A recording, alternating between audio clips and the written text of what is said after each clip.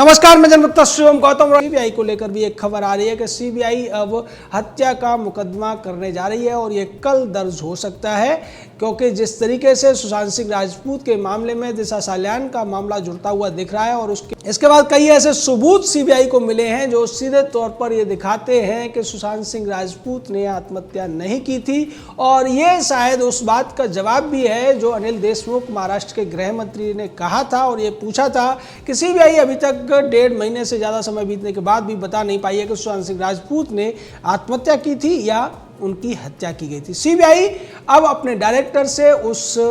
जो रिपोर्ट है उस पर हस्ताक्षर करा के एफआईआर में जो दफ़ा 302 है उसको जोड़ने जा रही है और उसके जुड़ते ही जो संदिग्ध इस मामले के हैं, जो आरोपी इस मामले के हैं, उनके लिए बहुत बड़ी मुसीबत खड़ी होने वाली है। उनके लिए मुसीबत तो पहले से ही है, क्योंकि इस मामले की सबसे बड़ी आरोपी पहले से जेल में है, लेकिन वो जेल में दूसरे कानून के तहत है, दूसरे अपराध के तहत है और फिर उसे हत्या के अपराध में भी जेल में डाला जाएगा। वो नए सिरे से रिमांड पर जाएगी और उसके बाद तमाम राज खुलेंगे। इसको लेकर सिद्धार्थ पिठानी और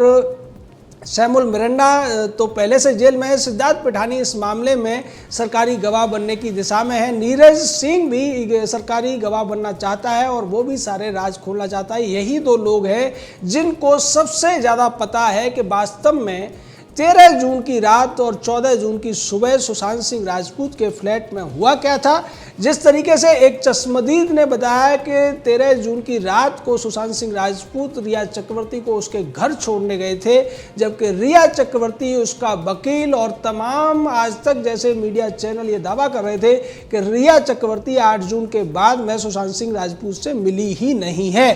तो इतना बड़ा झूठ बोलने के पीछे कारण अब लोगों की समझ में आ रहा है कि रिया अपने आप को उस हत्या के दोष से बचा लेना चाहती है, उस अपराध से बचाने के लिए इस तरीके का झूठ बोल रही थी। लेकिन अब सीबीआई जिस तरीके से रिया की जो लोकेशन है, कॉल लोकेशन है, उसके मोबाइल की जो जियो लोकेशन है, उसको ढूंढकर इस झूठ को पूरी तरीके से बेनकाब करती हुई दिख रही है। और यही वजह है कि इस मामले में अब हत्या का केस दर्ज किया जा रहा है और हत्या का केस अगर दर्ज होगा तो सबसे बड़ा जो आरोप है, जो अपराध है, वो किसके ऊपर आएगा ये सबको पता है। साथ में जिस तरीके से इस पूरे मामले में अब तक नीतीश राणे बार बार कह चुके हैं कि एक बड़े महाराष्ट्र के नेता की बहुत बड़ी भूमिका है, जिसको लोग बेबी पेंगुइन कहते हैं। तो बेबी पेंगुइन की भूमिका को लेकर भी सीबीआई की जांच चल रही है और इसीलिए बार बार सीबीआई सुशांत सिंह राजपूत के घर का मुआयना भी करती है। दिशा सालियान के घर के बाहर जाकर भी तमाम एंगल्स से देखा जाता है। और अभी तक चूंकि दिशा सालियान के उस क्राइम का रिक्रिएशन नहीं हुआ है, लेकिन अब ऐसा लगता है कि सीबीआई उसको फिर से रिक्रिएट करेगी और रिक्रिएट करने के बाद में ये पता चल जाएगा कि वास्तव में दिशा सालियान की जो बॉडी इतनी ज़्यादा दूर मिली थी वो किन कारणों से मिली थी। अगर वो ऊपर से खुद गिरी होती तो इतनी दूर पर नहीं गिरी होती। इसका मतलब ये है कि जो लोग दिशा सालियान की हत्या के पीछे हैं, जो लोग सुशांत सिंह राजपूत की हत्या के पीछे हैं, वो अब सीबीआई के रडार पर आ चुके हैं और सीबीआई उनके खिलाफ कार्रवाई को बहुत ज़्यादा तेजी से करने में लगी हुई है। एनसीबी की अब जो नई तैयारी है उसको लेकर बॉलीवुड में खलबली मच गई है। पहले हमने आपको बताया था कि 4 बड़े अभिनेताओं के नाम एनसीबी फाइनल कर चुकी थी, लेकिन अब उसमें 2 और बड़े अभिनेताओं के नाम जुड़ गए हैं। इनमें से एक सुपर मॉडल रहा है और ये कहा जा रहा है कि पूरे के पूरे ड्रग रैकेट को चलाने का काम यही बंदा करता है, जो एक्टर भी है। इसका नाम अभी तक खुला नहीं है, लेकिन सुपर मॉडल से आप समझ सकते हैं कि ये बहुत बड़े लेवल का मॉडल रहा है और उसके बाद ये अभिनेता बना और यही पूरे के पूरे रैकेट को चला रहा है। जो सूत्र है उनके जानकारी है, लेकिन उसके अलावा एक और इसमें जो महत्वपूर्ण बात है वो ये है कि इन लोगों को एनसीबी सम्मन भेजने के बजाय डायरेक्ट इनको उठाएगी, ये खबरें आ रही है। यानी कि इन लोगों को सम्मन नहीं भेजा जाएगा, बल्कि सीधे इन लोगों को रिमांड पर लिया जाएगा एनसीबी के द्वारा। और ये एनसीबी कर सकती है क्योंकि एनसीबी को जिस कानून के तहत काम करती है, एनडीपीएस, उसमें स्पष्ट तौर पर लिखा हुआ है कि ये शक के आधार पर किसी भी व्यक्ति को हिरासत में ले सकती है, उसको सम्मन करने की कोई ज़रूरत नहीं है। इस खबर के बाद बॉलीवुड में खलबली मच गई है, क्योंकि जिस तरीके से पहले रिया और उसका भाई पकड़े गए, उसके बाद सम्मन किया गया दीपिका पादुकोण को, सारा अली खान को, श्रद्धा कपूर को, रकुलप्रीत सिंह को, और इन लोगों ने जिस तरीके से अपनी घेरेबंदी करने की कोशिश की थी, तमाम लीगल एक्सपर्ट से सलाह लेकर झूठ बोलने की कोशिश की थी, लेकिन वो झूठ ज़्यादा देर तक नहीं चल पाया, क्योंकि एनसीबी ने इन सभी के मोबाइल फ़ोन और क्रेडिट कार्ड का डाटा खंगालना शुरू कर दिया, और ये डाटा अब पिछले 3 साल तक के लिए खंगाला जा रहा है। उस डाटा से पता चलेगा कि इन लोगों ने कब कब और कहां कहां ड्रग्स की खरीद फरोख्त की थी, किस किस को पेमेंट किया था, और उस पेमेंट में से चरस खरीदने के लिए कितना पेमेंट किया गया था, गांजा खरीदने के लिए कितना पेमेंट किया गया था, या दूसरी जो ड्रग्स है, सीबीडी ऑयल जैसी जो ड्रग्स है, उनके लिए कितना खर्चा किया गया था। इस बात से बॉलीवुड में तो खलबली है ही, साथ में जो टीवी एक्टर्स होते हैं, टीवी एक्टर और एक्ट्रेसेस के अंदर भी खलबली मच गई है, क्योंकि एनसीबी के रडार पर अब टीवी एक्टर और एक्ट्रेसेस, उनके प्रोड्यूसर्स और डायरेक्टर्स भी आ गए हैं। क्योंकि जिस तरीके से बॉलीवुड में जो फिल्में बनती हैं और फिल्मों में जो साइड हीरो होते हैं वो टीवी में लीड और एक्टर बन जाते हैं, और टीवी में जो लीड एक्टर होते हैं वही फिल्मों में साइड हीरो या हीरो बन जाते हैं, तो ये पूरा का पूरा जो बॉलीवुड का पूरा जाल है वो काफ़ी दूर तक फैला हुआ है, और इसके तार अब दिल्ली तक आते हुए दिख रहे हैं, क्योंकि दिल्ली में भी बहुत सारे ऐसे लोग हैं जो टीवी एक्ट्रेस या एक्टर के तौर पर काम करते हैं, और वो भी इस नशे की लत में लिप्त हैं। ये जो नशे की लत है वो आप समझ सकते हैं कि किस तरीके से एक 54 साल का अभिनेता जो दुबई में पहुंचा हुआ है अपने बेटे के साथ, वो उसमें फंसता हुआ नजर आ रहा है। उसको घर पर जो सप्लाई देता था 48 साल का अभिनेता ए नाम का ये अभिनेता, ये भी फंसता हुआ दिखाई दे रहा है। दूसरी तरफ एक डी नाम का अभिनेता है, उसके भी इसमें फंसे होने की पूरी संभावनाएं मिल चुकी हैं, और जो आर है, जो कि के भी है, उसको लेकर तो वीडियो भी सामने आ चुका है।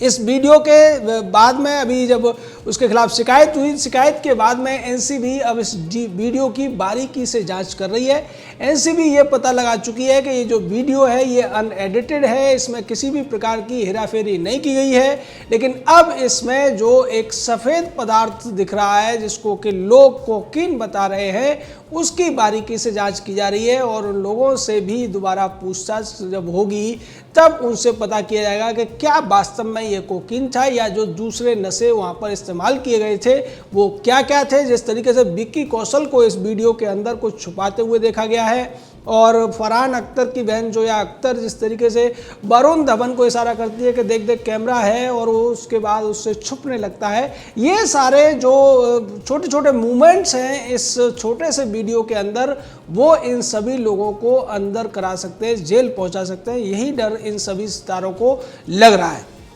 इसमें जो तमाम तारिकाएँ और तारे हैं उनके नाम, अगर करण जौहर इसको शूट करता है, रणबीर कपूर, अर्जुन कपूर, शाहिद कपूर जैसे इसमें अभिनेता हैं, विक्की कौशल जैसे अभिनेता हैं, दूसरी तरफ मलाइका अरोड़ा, दीपिका पादुकोण और फरहान अख्तर की बहन जोया अख्तर, और दूसरे तमाम मीरा राजपूत जैसे लोग इसमें दिखाई दे रहे हैं। इसको लेकर अब जिस तरीके से फरहान अख्तर, जोया अख्तर के बाप जावेद अख्तर ने भी कहा है कि बॉलीवुड में नशे का कोई बहुत ज़्यादा